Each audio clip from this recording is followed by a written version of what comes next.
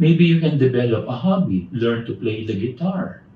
Or kung itinigil mo yung pag-aaral mo ng gitara, maybe now you can learn some new chords, maybe you can learn some new songs, maybe you can learn a few tricks on how to play the guitar. So mag-develop, be creative, be innovative. Turn your inactivity to creativity. Yung mga batang nakikinig dito, wag lang puro TikTok. Ngayon ay talagang nagsasawa na ako sa mga dami ng mga TikTok videos na nakikita ko. Huwag naman puro TikTok. Turn your inactivity to creativity. Pangalawa, turn your anxiety into charity. Turn your anxiety into charity. We are all anxious right now. Pero the first letter of John, chapter 4, verse 18, anong sabi doon? Charity casts out all fear. Perfect love casts out all fear. Paano mawawala yung anxiety, yung fear sa ating kalooban when you turn it into charity? Because fear and love cannot coexist. And therefore, if you fill your heart with love, with charity, there will be no more room for fear and anxiety. May napanood po ako one time in the news, a mother, at yung kanyang ginagawa, dressmaker siya eh. Pero ngayon, wala siya masyadong tanggap. Anong ginagawa niya? Gumawa siya ng mga face masks. And then ito yung ipinamimigay niya sa mga frontliners, ito yung binibigay niya sa mga kapitbahay niya. And then nung tinanong siya, sabi niya, bakit niyo po ginagawa ito, ma'am? Sabi ng reporter. Anong sabi ng nanay? Sabi niya, alam niyo, kapag ginagawa ko yan, nakakalimutan ko yung takot ko. At least, naralaman ko, meron pa rin akong natutulungan. Ang ganda ng sinabi niya, di ba? Meron akong natutulungan. At kapag ginagawa ko ito, nawawala yung pangamba ko. Nawawala yung takot ko. 1 John chapter 4, verse 18. Perfect love casts out all fear. My dear friends, do not let fear encamp in your heart. Cast it away with love. Cast it away with charity. Turn your anxiety into charity. And then yung pangatlo, feed your faith, starve your fear. Feed your faith, starve your fear. Marami sa atin baliktad eh. We feed our fear and we starve our faith. No? Kaya yung iba ano ginagawa, buong araw nakabantay dun sa Facebook, binibilang, binabantayan kung tumataas ba yung dami ng mga COVID-19 transmission. At habang tumataas yung rate of transmission, tumataas din ang tumataas yung kanyang presyon. You are feeding your fear. Kaya po ako, I made it a resolution, hindi na po ako masyadong nagbabasa ng social media. Kasi ang daming fake news dyan eh. At kung paniniwalaan mo lahat ng mga nababasa mo dyan, ay naku, ay talaga namang tataas ng tataas ang iyong anxiety. No, don't do that. Feed your faith, starve your fear. Gutumin mo yung iyong takot, busugin mo yung iyong pananampalataya. And how do we feed our faith? Now, 3 simple suggestions. Number 1, recall the goodness of God. Recall the goodness of God. In 1 Samuel chapter 17, verse 37, that is the instance of David and Goliath. Nung hinarap ni David yung higanting si Goliath. Now, I'm sure si David natatakot din. Pero ano yung sinabi ni David? Sabi niya, the same God who saved me from the jaws of the lion and from the paws of the bear is the same God who will deliver me from this giant. So what was David doing there? He was recalling what God has done in his life. Kasi pastor siya, shepherd siya. Kaya ang sabi niya, the same God who delivered me from the jaws of the lion and from the paws of the bear is the same God who will deliver me from this giant. Nire-recall niya yung track record ng Panginoon. Nire-recall niya yung track record ng Diyos. So that is how you feed your faith.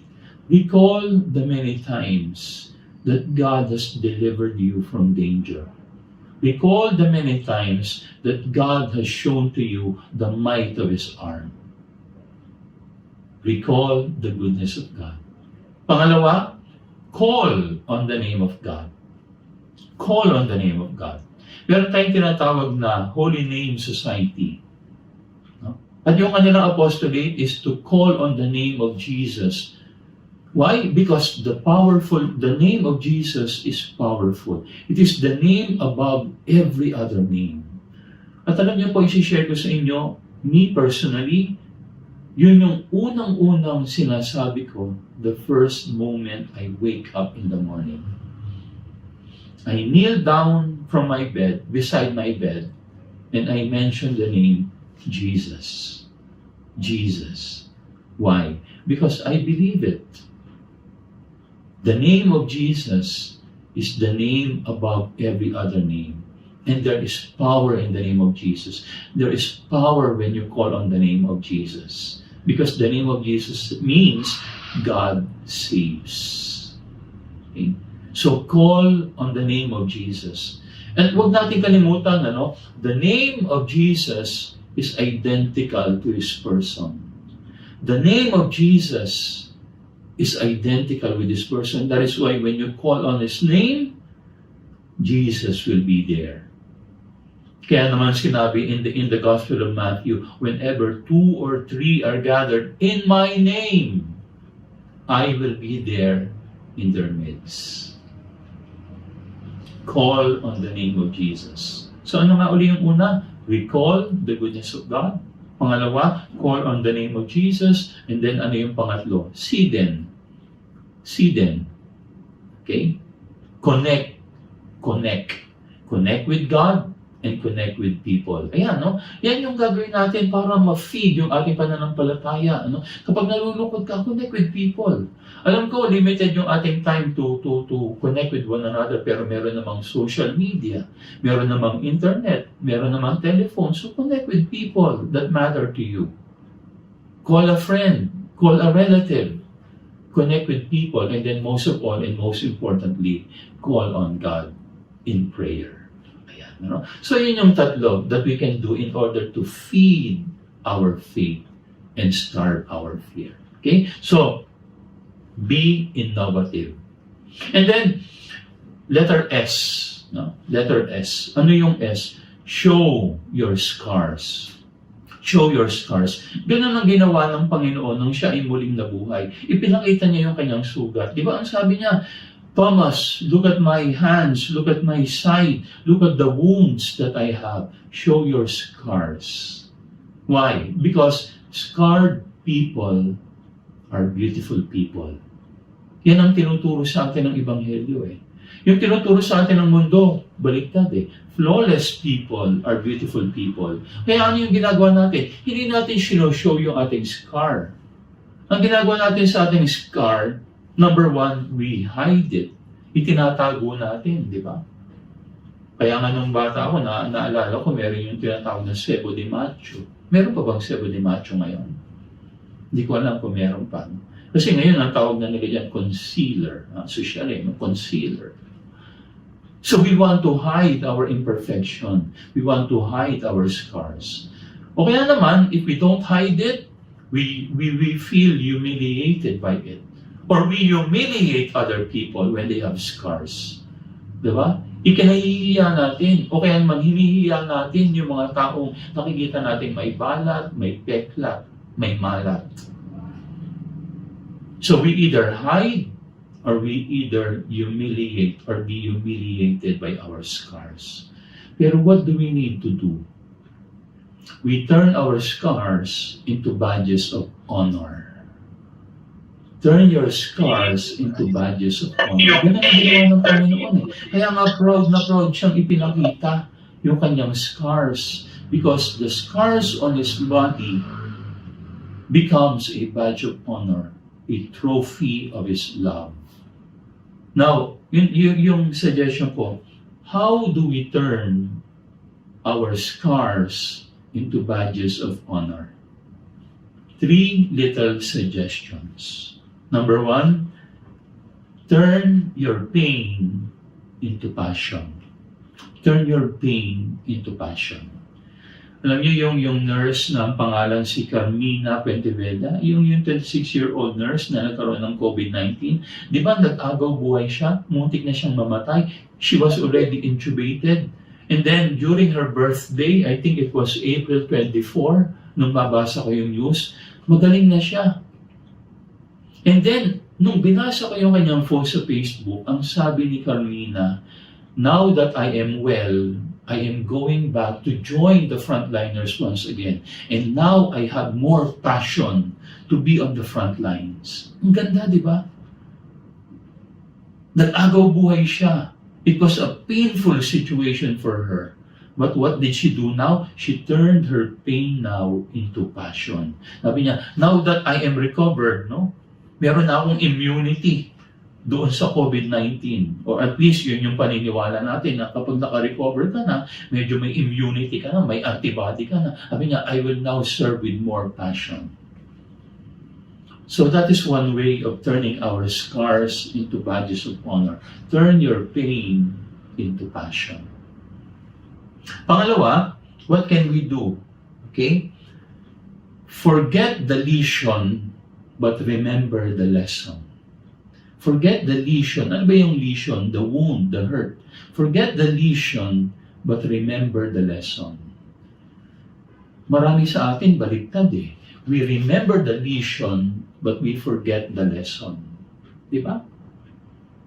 Ang gusto natin yung sakit, ayaw natin yung aral na napupulot natin sa ating mga karanasan.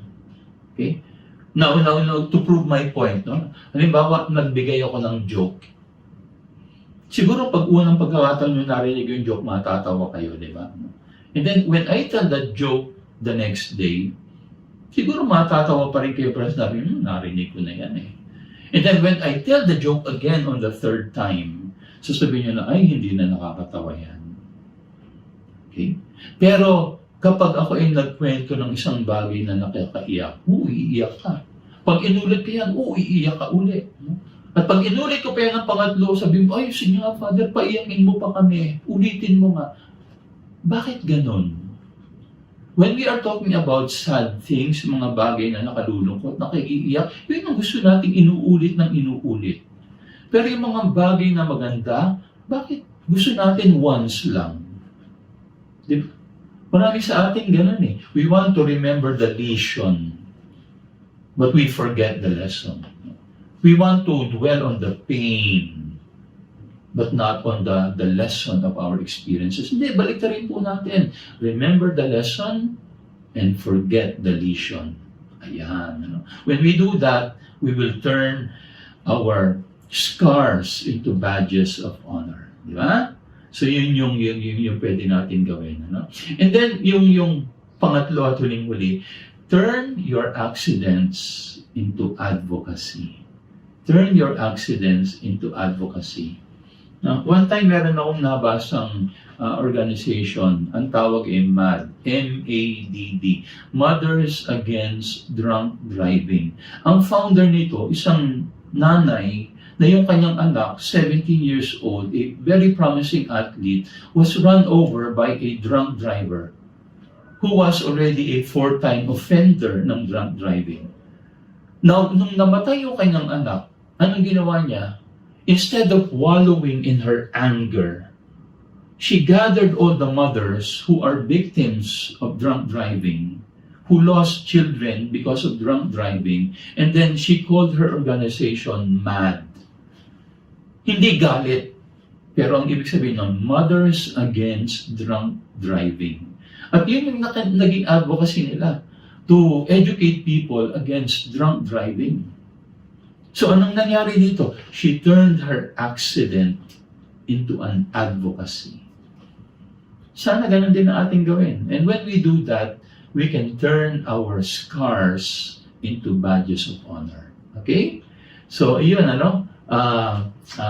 show your scars. So, nakakailan na tayo? 3 na, no? Relocate, innovate, and then show your scars. And then, pang-4, the letter E. Elevate. Elevate.